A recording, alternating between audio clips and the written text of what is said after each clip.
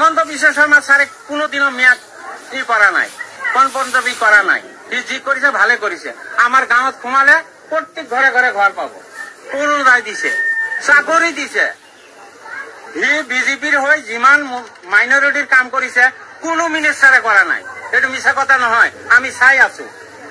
যিমান চাকরি দিছে মাইনরিটি, কোনো এমএলএ দিয়া নাই, কোনো মন্ত্রী দেওয়া নাই, কোনো মিনিস্টারে দিয়া নাই।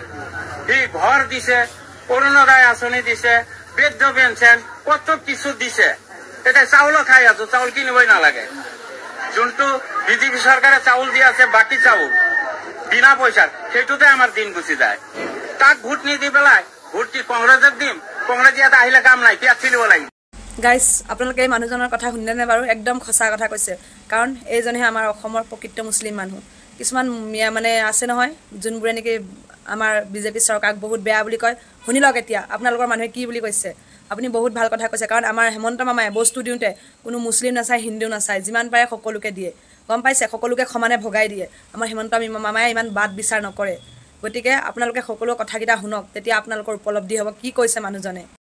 যোনবোৰ কংগ্ৰেছৰ অন্ধভক্ত, আপোনালোকে ভালকৈ কথাকেইটা শুনক কি ক'লে। শুনিলে নহয়?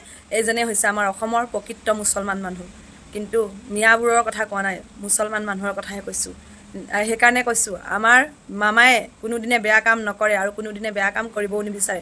আমাৰ মামায়ে সকলোকে সমানে দিয়ে, যিকোনো বস্তু হ'লেও। এতিয়া চাউলখিনি, এতিয়া সেয়া দালি চেনি দিছে, সকলো আমাৰ মামায়ে সমানে ভগাই দিয়ে। কৈছে নহয়, হেমন্ত মামাৰ নিচিনা কোনো মুখ্যমন্ত্ৰী হ'ব নোৱাৰিব। সঁচাকৈ হেমন্ত মামাৰ নিচিনা কোনো এজন মুখ্যমন্ত্ৰী হ'ব নোৱাৰিব। চাচা, আপোনাক বহুত বহুত ধন্যবাদ। আপুনি যে হেমন্ত মামাৰ হকে ইমানখিনি কথা ক'লে, আপোনাক বহুত বহুত ধন্যবাদ। গতিকে আমাৰ ৰাইজে বিজেপিক ছাপোৰ্ট কৰক, সদায় বিজেপিক জিকাওক, বিজেপিক জিকাওক, অসম বচাওক। Good job. বিজেপি জিন্দাবাদ, মামা জিন্দাবাদ। আৰু ভিডিঅ'টো যিমান পাৰে শ্বেয়াৰ কৰি দিব আৰু আপোনালোকৰ মতামতটো জনাবলৈ নাপাহৰিব।